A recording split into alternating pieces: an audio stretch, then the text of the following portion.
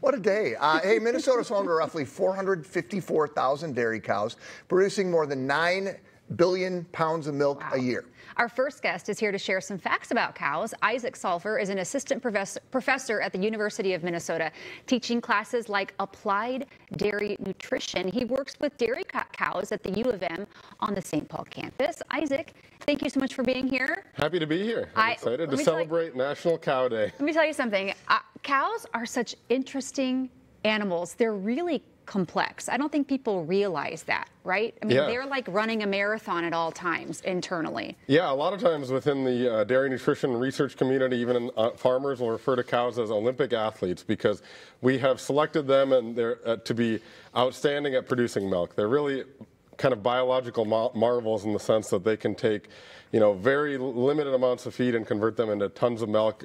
We have cows producing up to 200 pounds of milk in a single day these days. So, yeah. Isaac, we had you on a couple months ago talking about, I can't remember the specific study that it was, but you guys are doing some really remarkable work in the St. Paul campus, right in the middle of the city. There's a farm, and that's where Isaac's at. So to refresh people's memory about what kind of work you guys are doing. Yeah, we're doing a lot of different types of research, but a lot of what we're focused on is trying to improve the feed efficiency of cows and particularly reduce the environmental impact of cows. While cows aren't necessarily the largest contributor to global climate change, just like all of the rest of the industries in the world, we're trying to do our part and reduce the impact that cows have, particularly with methane production, because cows are one of the larger sources of methane. So a lot of what we're looking at is reducing including feed additives in dairy cow diets or potentially antibiotics or other strategies to reduce the amount of methane and improve the ability for cows to make more milk with less feed. Okay. Basically. All right. I mean, the current state, though, of the dairy farming industry in Minnesota, where are we at right now? Yeah, so Minnesota, I think, is a really exciting place to be a dairy farmer and to be involved in the dairy industry. We have a very diverse industry in terms of a large distribution of herd sizes. We still have a lot, compared to a lot of other states, maybe out west, we still have a lot of small family farms. We also have a lot of farms that are implementing really cutting-edge technology within the dairy industry. So we have a lot of farms that are implementing robots that milk their cows so that the farmers can get off the farm from time to time. We even have robots that can deliver feed to the cows as well. We also have I think a large support industry within the dairy industry, which is really helpful. We have a lot of consultants. We have a lot of co-ops that farmers can produce their milk to. So I think it's a great state to be involved in the dairy industry, that's for sure. So you're at the U, and are there a lot of young people who are going into the agriculture, into the different industries? Because I would think that would be a pretty recession-proof, to some extent, kind of job to go into, because people need to eat, right? Right, exactly. Like you said, we're always going to need food. Humans are never going to be able to stop eating. It's definitely a job. The demographics are changing a little bit because there's fewer kids growing up on farms. It used to be, there were, tens of thousands of farms within the state. Yeah. So there's fewer kids that are coming from that farm background. But excitingly, we have a lot more kids that aren't necessarily from that didn't grow up on a farm that are interested in going to agriculture too, because they recognize the value of being able to understand where your food comes, help be involved in that food production system and stuff like that. Did you grow up on a dairy farm? Kind of. So I grew up on a hobby farm. So we raised dairy heifers that I showed for 4-H and FFA. Okay. So you kind of understand the idea behind being raised on a farm. I mean, it is a lot of work. And what's interesting, all June I helped celebrate Dairy Month. I went to all these dairy farms, and it was so incredible. And I learned these farms are very generational. Yep. And getting the technology inside a farm that's been around for 100+ years, there might be a little pushback, like, oh, we can do it a certain way, but the technology is really changing the way these dairy farms run. Yeah, absolutely. And what's really helping change and push technology forward too is that as the next generation, a lot of farms are in that kind of nexus point where they decide, are we going to sell the cows, are we going to get out of the business, or do we want the next generation to take over?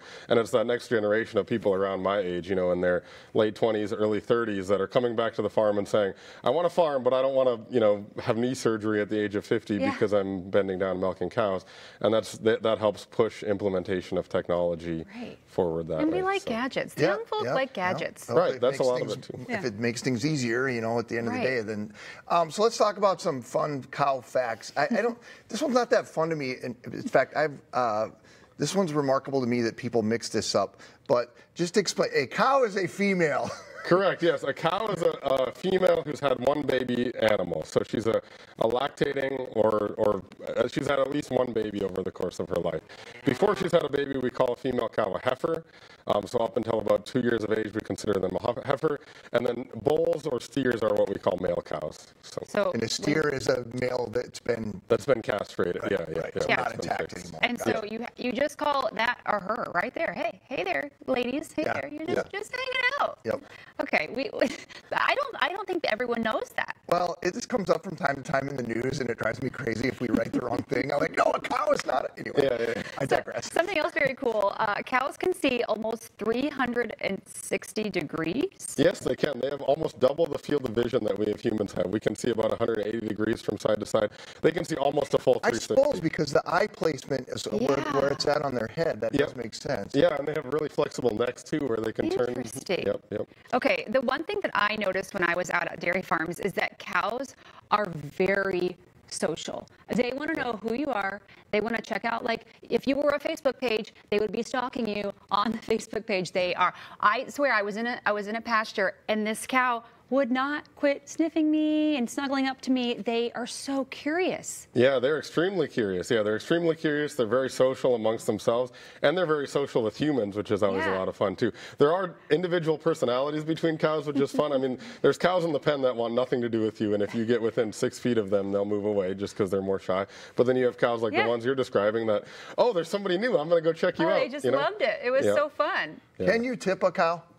I was I grew up in farm country, and I'm here to say that that's a thing that does not happen. No, I've been invited to tip a cow before, and I don't think it's a real thing you can do because they're about 1,500 pounds. It's also not very nice. Well, not very nice or safe or anything because you versus cow, you're not winning that. No. Yeah. But anyway, it's not a thing. It's not a thing. It's also a misconception that cows sleep standing up. Horses sleep standing up, but cows generally sleep lying down. They like to get comfy in the sand. All right. Yep. Thank you, Isaac. We appreciate you being here. Good to see there's Isaac. just so much to learn. Yeah, he's great. We got to get him over here all the time.